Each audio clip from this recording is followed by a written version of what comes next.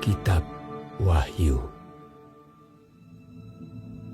Inilah wahyu Yesus Kristus yang dikaruniakan Allah kepadanya, supaya ditunjukkannya kepada hamba-hambanya apa yang harus segera terjadi. Dan oleh malaikatnya yang diutusnya, ia telah menyatakannya kepada hambanya Yohanes.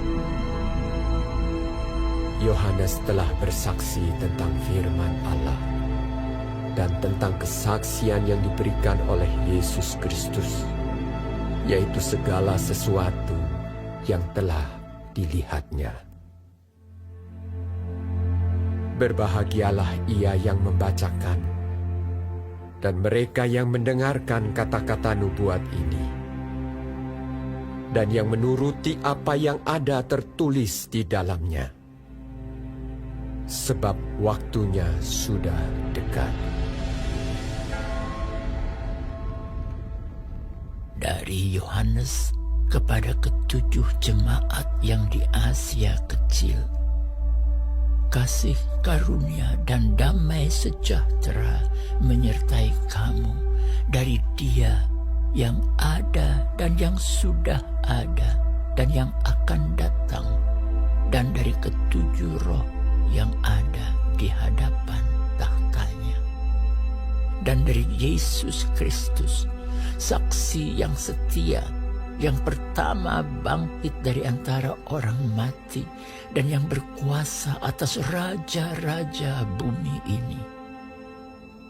Bagi Dia yang mengasihi kita dan yang telah melepaskan kita dari dosa kita oleh darahnya, dan yang telah membuat kita menjadi suatu kerajaan, menjadi imam-imam bagi Allah Bapanya.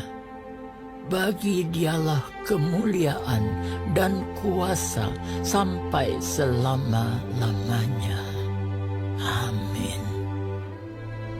Lihatlah, Ia datang dengan awan-awan, dan setiap mata akan melihat Dia, juga mereka yang telah menikam Dia.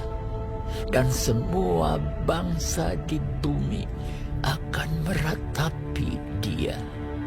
Ya, amin.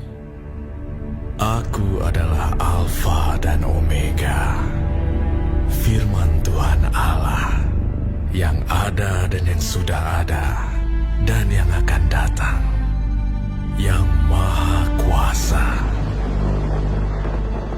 Aku, Yohanes, saudara dan sekutumu dalam kesusahan, dalam kerajaan, dan dalam ketekunan menantikan Yesus, berada di pulau yang bernama Patmos, oleh karena firman Allah dan kesaksian yang diberikan oleh Yesus.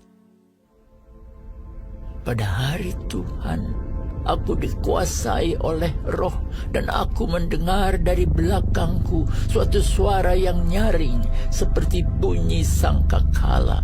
Katanya, Apa yang engkau lihat, tuliskanlah di dalam sebuah kitab, dan kirimkanlah kepada ketujuh jemaat ini: ke Efesus, ke Smyrna, ke Pergamus, ke Tiatira, ke Sardis, ke Philadelphia, dan ke Laodikia.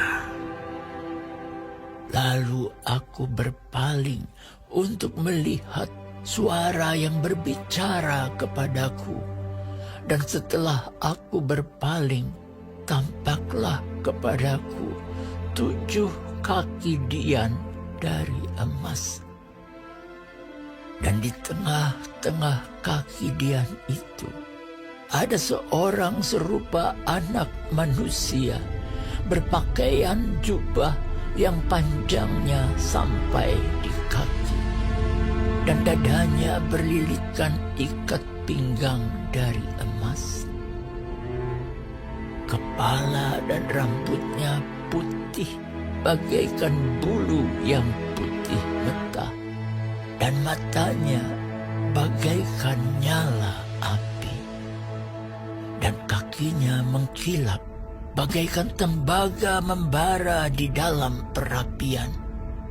Suaranya bagaikan desau air bah. Dan di tangan kanannya ia memegang 7 bintang, dan dari mulutnya keluar sebilah pedang tajam bermata 2, dan wajahnya bersinar-sinar bagaikan matahari yang terik.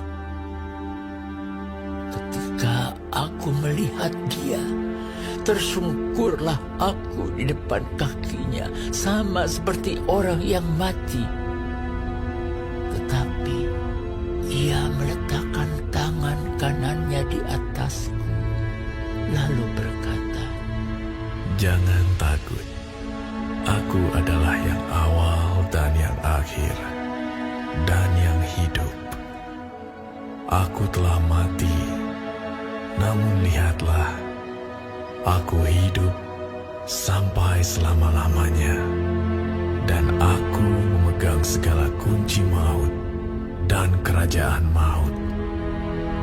Karena itu, tuliskanlah apa yang telah kau lihat, baik yang terjadi sekarang maupun yang akan terjadi sesudah ini.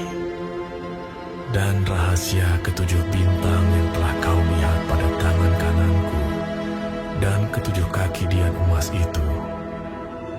7 bintang itu ialah malaikat 7 jemaat, dan 7 kaki dian itu ialah 7 jemaat.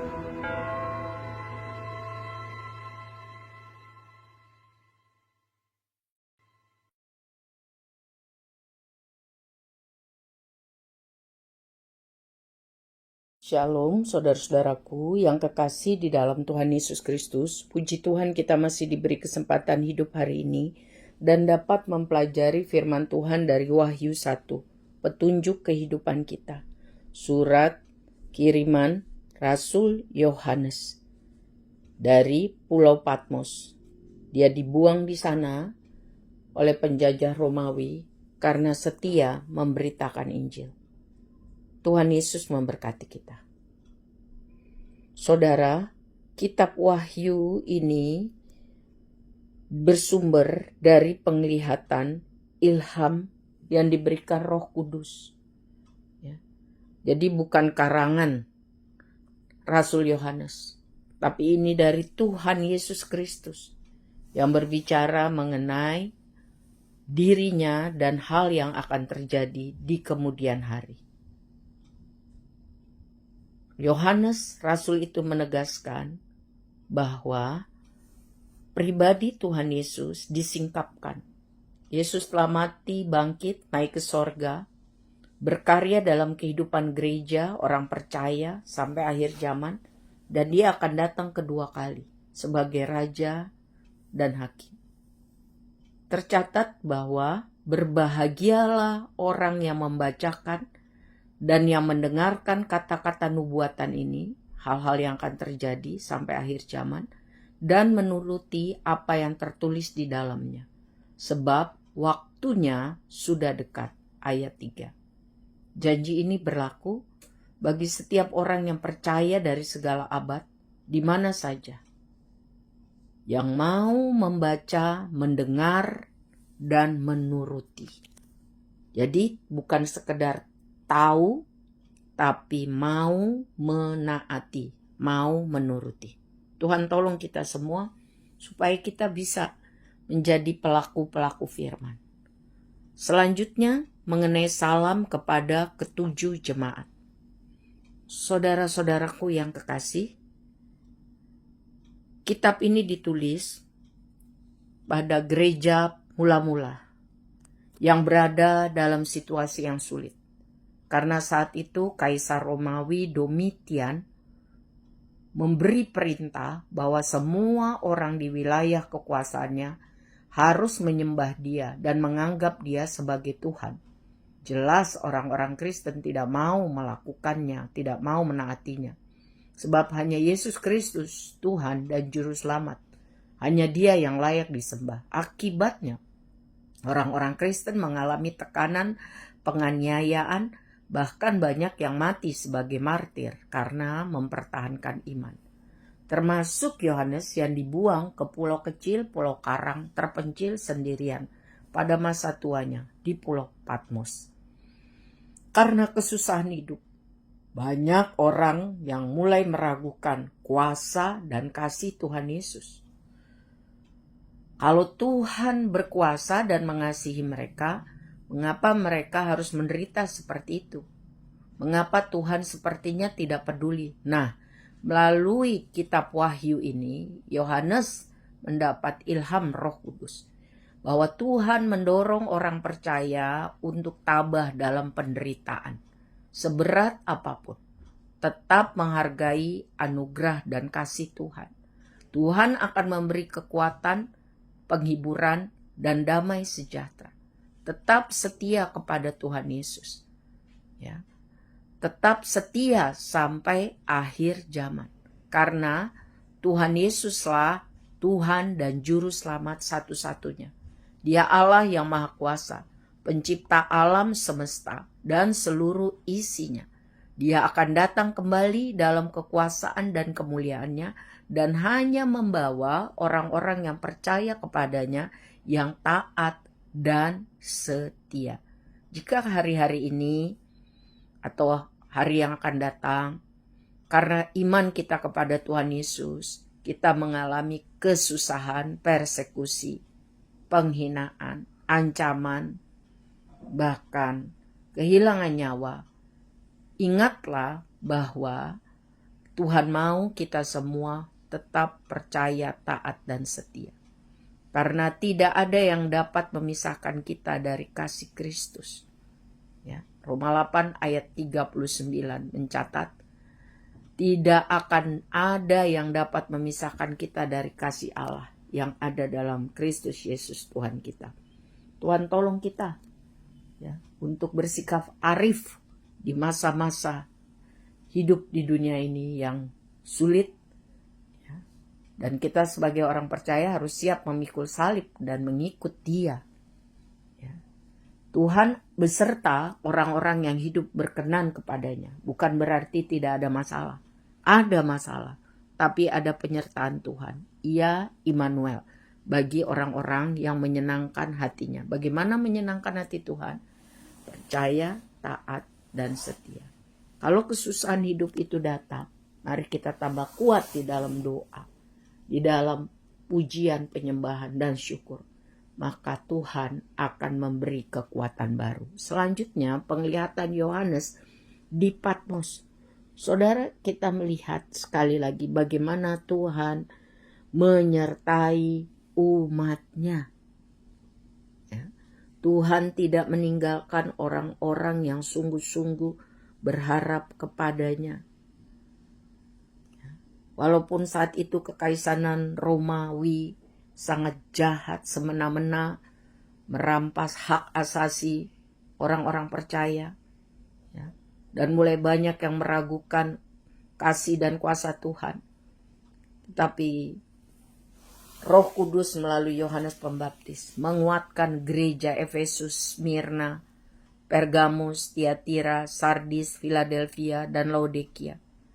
7 gereja itu mewakili keadaan kondisi gereja Tuhan dari segala abad dan segala tempat sampai hari kedatangan Tuhan. Ya. Tuhan berkata bahwa Dia selalu hadir dan menyertai umatnya. Jangan takut bahwa Tuhan adalah yang awal dan yang akhir, yang hidup, yang telah mati, namun telah hidup sampai selama-lamanya. Dan Dia memegang segala kunci maut dan kerajaan maut. Artinya, Tuhan Yesus menegaskan bahwa Ia mulia, berkuasa, dan berdaulat. Kita mungkin tidak bisa melihat kehadiran Tuhan melalui mata kita yang terbatas ini. Tetapi kita harus imani firman-Nya bahwa Tuhan selalu hadir dan beserta kita. Jangan pernah meragukan penyertaannya walaupun hidup penuh dengan tantangan.